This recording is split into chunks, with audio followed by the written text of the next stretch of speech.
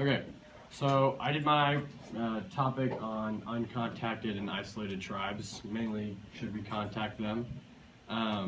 Just to start off, does anybody have any background information? Anybody know what uncontacted or isolated tribes are? Anybody know anything about that?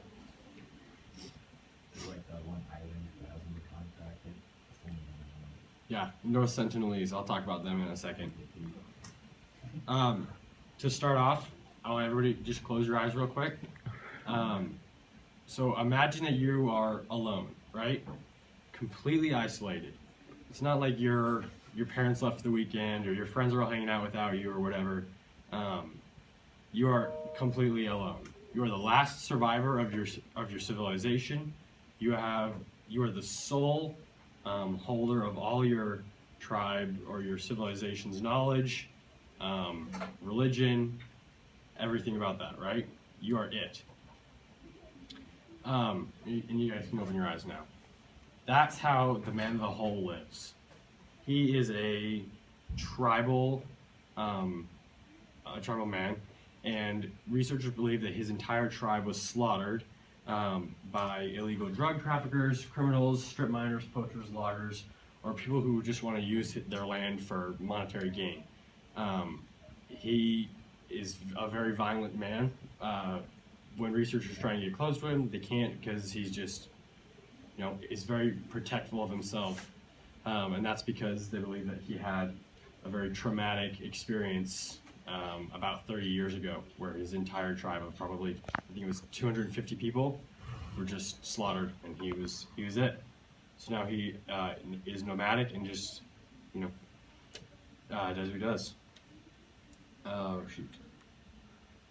Okay, well let me fix that.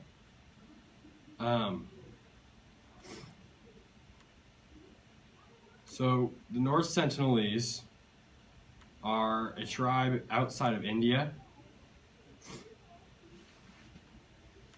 They are the tribe Colin was talking about.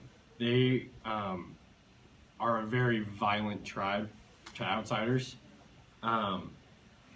Anyone who tries to get close to the island can't, because there are laws protecting their sovereignty, and they are known to shoot down helicopters. Try and shoot down helicopters. They will shoot bows and arrows. They will sling rocks. It's a very hostile tribe. This image I have right here is kind of making fun of a man named Jonathan Allen Chow.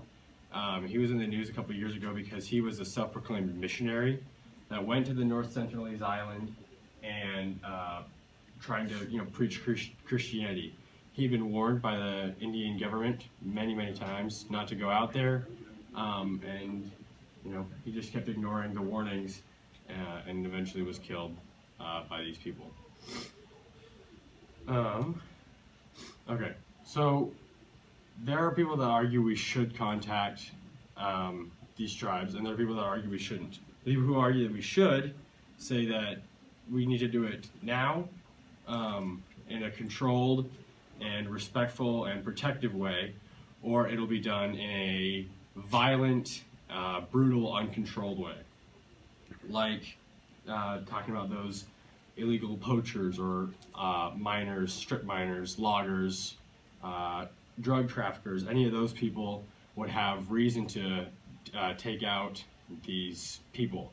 But by contacting them first, going to these tribes and saying, hey, look at us, here we are, we can establish kind of like a friendship almost, a diplomatic way that we can contact these people and start preserving their rights, their land rights and their rights to life.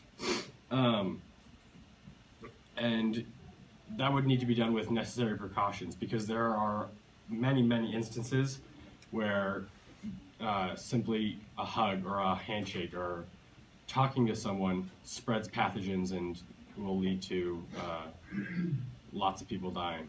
Like when Columbus came over and the indigenous peoples here that were present, were wiped out. There's the other argument why we shouldn't contact them, which is to limit the transmission of disease. It also can go wrong if you don't know what you're doing. There's a company in Brazil, I don't know if it's still functioning, I think it was shut down. What they would do is take you on human safaris, and you would get in a bus or a Jeep or whatever, and you would drive around the Amazon and just stare at these people in their tribes, and you would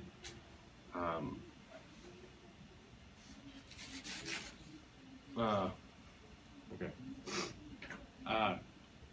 What was that? Sorry, you hit 5 minutes. Oh, okay. All right. I just have a quick video. I'll show just a little bit of it. The mobile skimmer. So we partnered with as well as built out a team of engineers to custom make it. Teaching men spent an uneasy night on the edge of an Indian settlement, expecting a possible attack from an isolated Indian tribe. It's now morning. There's no sign of intrusion, and everyone is safe. And it passed in front of me and hit the water.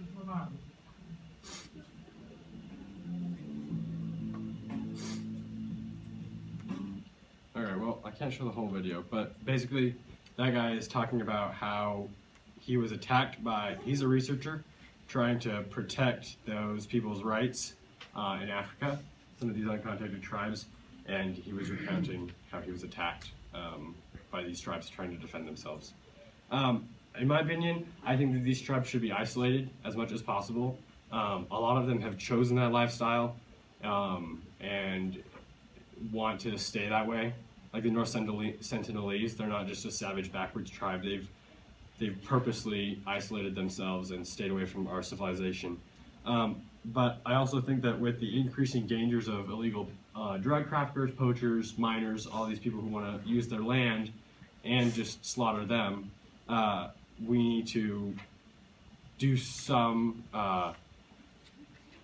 contacting to, as I say, to prevent and protect, because these people, their lands are being taken away, and there was a tribe in 1989, and a company wanted their land, so they sent in death squads to just completely wipe out the tribes. And by working with local governments and other organizations, we can establish a type of we can establish safety and protection of their rights for a long time to come. Yeah, that's it.